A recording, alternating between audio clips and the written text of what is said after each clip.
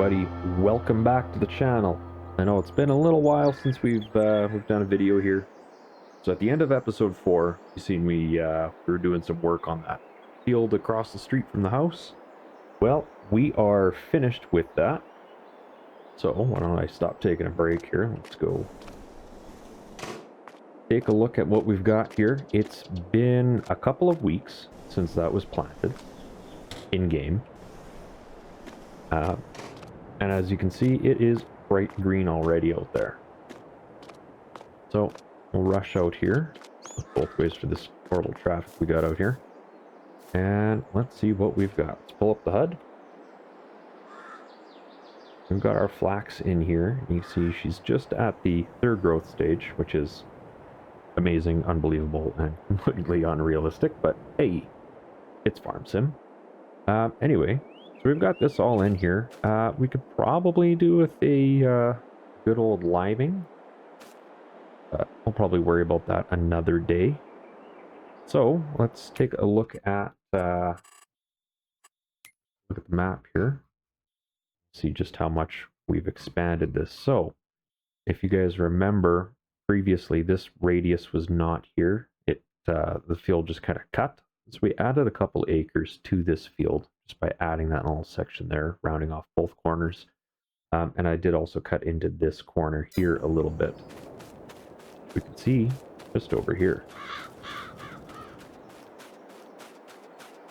So instead of having square edges, we've kind of rounded this out a little bit. We did that kind of throughout a little bit.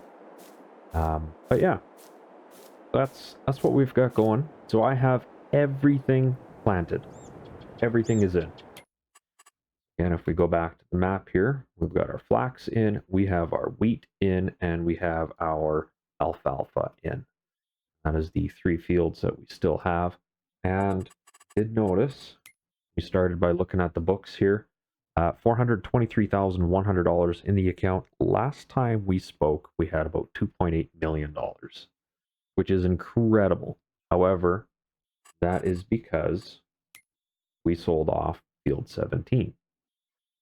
And when we did that, we also paid off our loans. There you go. Here's our, why is it doubling? Oh, that's right. Yeah, because it started the game with $2.5 million. Okay. Anyway, we have our loan is paid off now. So we have that. However, I was looking through the equipment. Let's cross the road here. I was looking at our equipment and going through what we're going to need for harvest this year. And I was, oh, hey. We'll touch on this in a little bit. Let's not get too ADD. So, I was going through our equipment in the shed here, looking forward to harvest. And there was one thing that was just screaming at me that I could not ignore. And if you want to take a gander at what that might have been, let me know down in the comments. Because it's missing. It's not here. I still own it. It's still on the property. But it's not in the shed. So if you want to take a guess, let me know in the comments. And we'll get to that in just a second. But this has actually been making me a fair amount, a little bit of money here. So in the last couple of months, I've been renting out this shop. This is the Millennial Farmer Race Shed. But for me, it's just an equipment storage shed. So I've been renting it out to a mechanic. And you can see he's got his Porsche here. He is here today. I'm just not sure where he is in here. But anyway, he's agreed for a small fee that he'll rent out the shop. It's a nice heated and closed shop, so he can work out here any time of the year, any weather kind of thing. In exchange for fixing up a couple of my pieces of equipment. So we've got the 2 old collector's tractors back there, the Porsche and the one that I can't pronounce. We've got the wood chipper, and of course we've got the gorgeous old 4020 here. So he's got that thing almost completely done. Start working on the rest here. But yeah, so he shares this space with a local gaming club. So they all pay rent. They all help out. So that's what's going on here, and that is a nice car. Anyway, that was a little sidetracking, but I've we go back to the menu here. I've been making a fair amount of money off of having these guys in here, so it's definitely helping. So the piece of equipment that we're looking to work on and replace is this New Holland. So it's not a stellar piece of equipment by any spec. 6,050 liter capacity tank. I mean, I'm going to be emptying that every, oh god, maybe every second row on a good crop.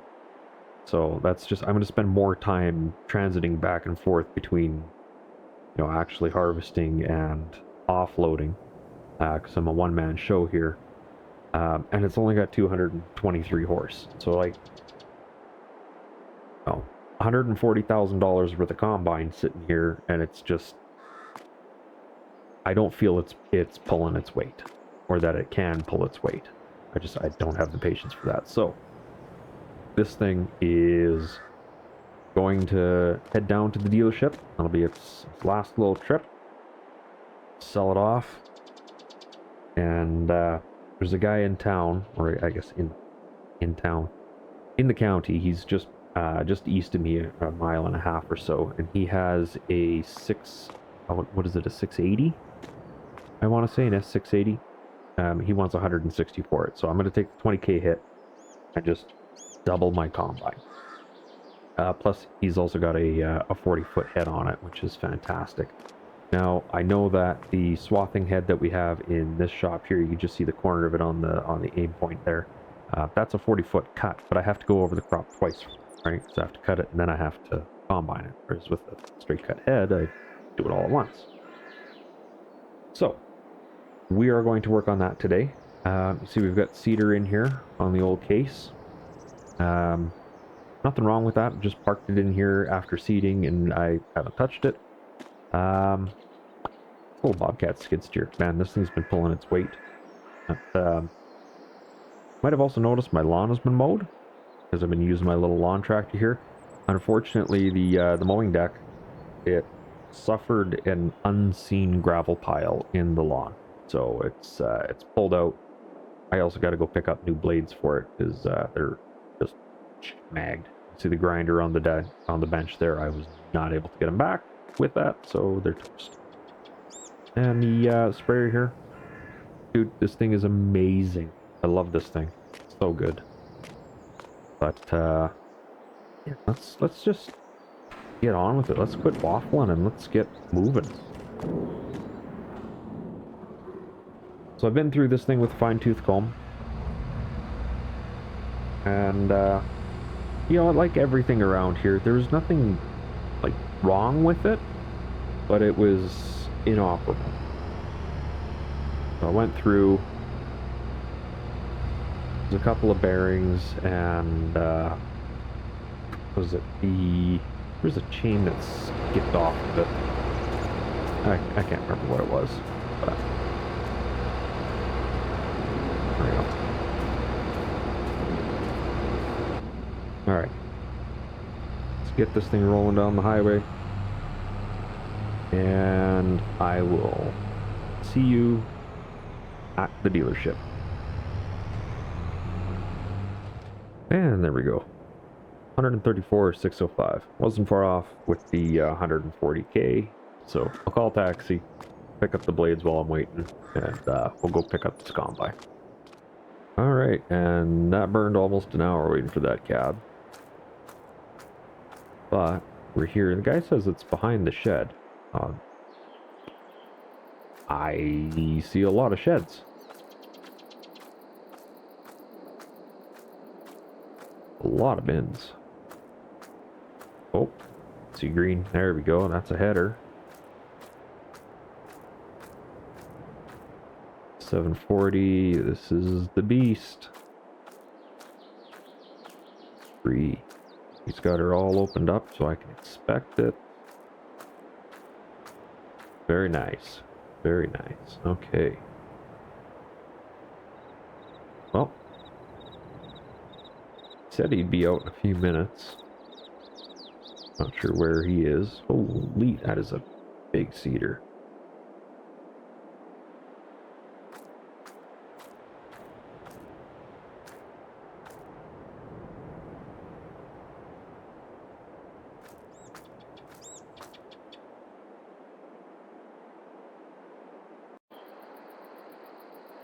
All right, so talking with the guy,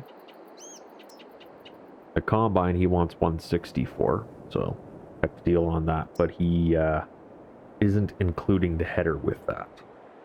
So the header I talked him down to 50 grand, and the combine I've talked him down to 150. It's still 200 grand. It's way more than I thought I was going to spend. Now I'm out of a combine. I feel like I'm getting taken advantage of here. I mean, it is what it is. He's throwing the header trailer in for free. I mean, what a great guy, right? There we go. That's all the paperwork done. Now I just have to transfer the funds.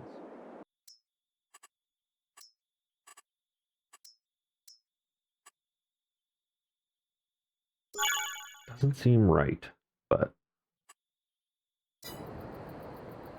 it is what it is. That is mine.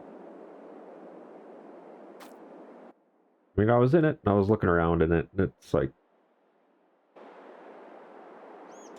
everything works fine. So I'm not feeling like I'm being lied to as far as equipment condition.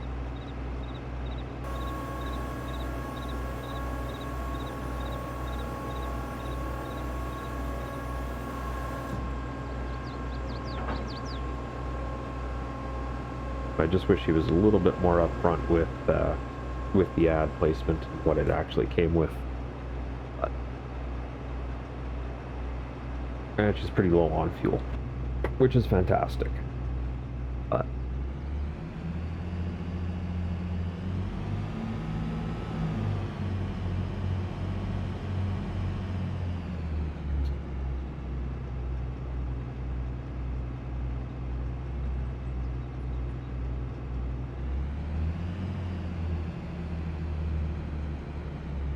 oh, she's stuck in park. Well, this makes things interesting. All right, well, let me go talk to the guy here real quick and see what's up with that. He ran into this building.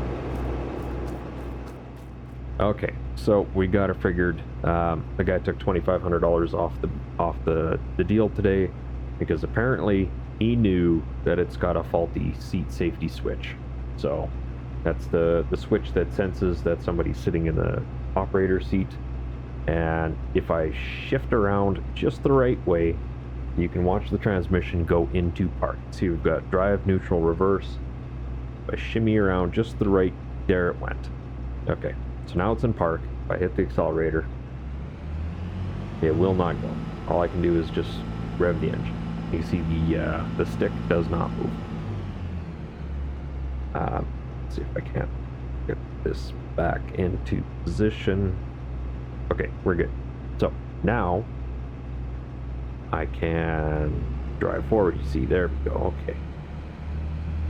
So that is something that I'm going to have to be quite cognizant about while I'm driving this thing around until I can get it down to the dealership and fixed, because that is unfortunately, I think, out of my wheelhouse. So I'm going to rip this thing home and I will see if I can't get maybe one of the techs to come out and fix it, or if I can get this down to the dealership myself. Preferably I can get them to make a house call, because it's June, it's not a busy season, but hopefully it doesn't cause us any problems along the way. And yeah, see you in a few minutes. Well, here we are. We're on the side of the road. And that's my house right there. I'm just a little over a half mile from it, and she will not come out of park. Absolutely 100% refuses to. So I've got one of the John Deere techs. He's coming in from the next county because he was just out on a call. He's going to be here in probably a half an hour or so, he says. They are familiar with this problem. This is a known problem on some of the newer John Deere combines, fortunately.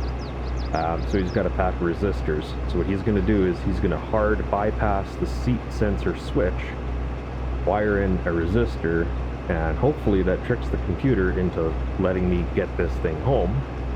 And then we'll order the part and it'll be here in a few days. So,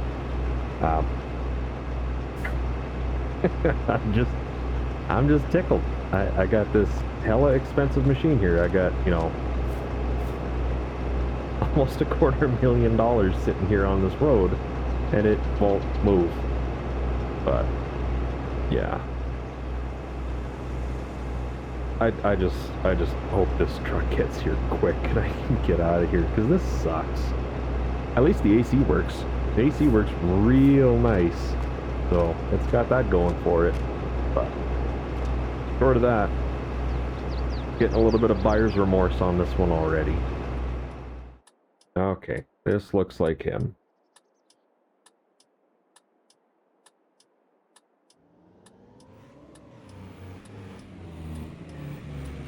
Well, hopefully this doesn't take too long. And just like that, $300 service call, I have my combine back. So he's just in the truck finishing up the paperwork. We'll be on our way. He's going to get the part ordered for me. And yeah, I'll get this thing home. He's going to run back to the dealership. His day is just starting, it sounds like. So, what a lovely day.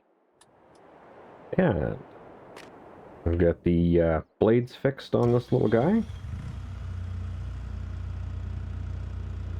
Let's see if we can't get this mower deck put back on. Of course, is glitchy as, because farm sim, but there you go. Hey, we got one thing fixed today, one thing replaced, and about 1 million things that I have to go through on that thing. But you know what? We'll take the wins where we can get them. Got my lawnmower back together, got the new blades on. They're super simple, just a couple of bolts each. Just wrap them on, wrap them off with a couple of ugga-duggas, and away we go. So this wasn't too bad. It was just a matter of going through the motions to get it back together. We're back in the shed.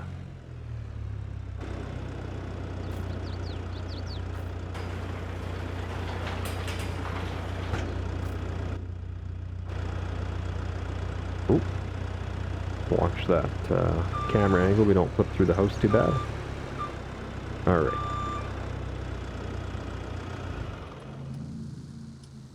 Well, as I'm pulling into the dealership here, I happen to notice there's a new dealership in town. And there we go, $1,200 in parts acquired. Alright. Go see that little dealership. Alright, so first impressions. It is very orange in here. Secondary impressions, it is very tight parking in here as well. Okay, so they got some pretty decent sized tractors. I mean, I've got this baler at home and it wants 150 horse, so that's got to have at least 150 horse. M7 132. Probably looks like somewhere between 160 and 200.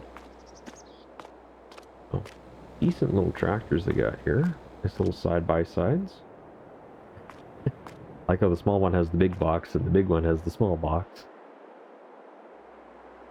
Looks like they got everything you can need for grass work. Cut it, ted it, windrow it, bale it. It's nice. Ooh, that thing looks like it's got some wings on it.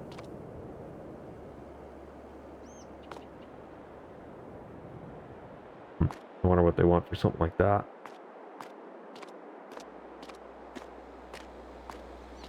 Nice equipment up front, couple skid steers, little tiny front loader. A monster of a mower.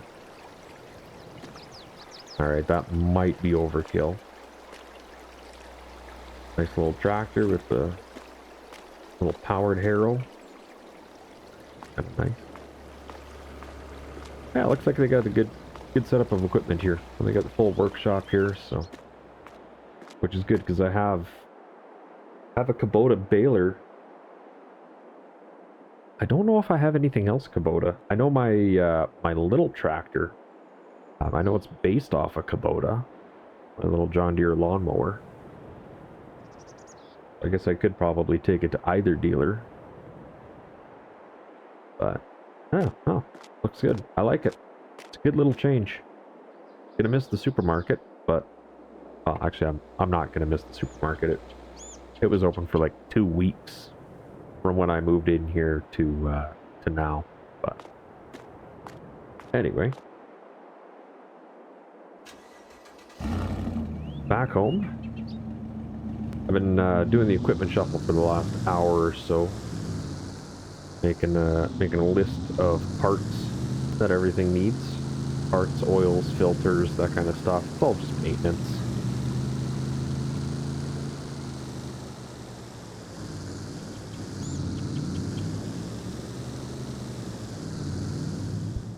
Alright guys, I am home and with all of my supplies. So I'm going to make myself busy in the garage working on this thing, changing filters, going through all that stuff, plus, you know, the rest of the tractors in here. Just give them all, you know, one good mid-season hit. But I think that's going to do it for this video today. Make sure you like and subscribe. Come join the channel. I'm trying to grow this thing up to 1,000 subscribers. That's my goal. Probably by mid-fall, maybe. End of the year, maybe. I don't know. We'll see. But like I say, thank you so much for joining me on this one. Yeah, we'll see you in the next one. Bye for now.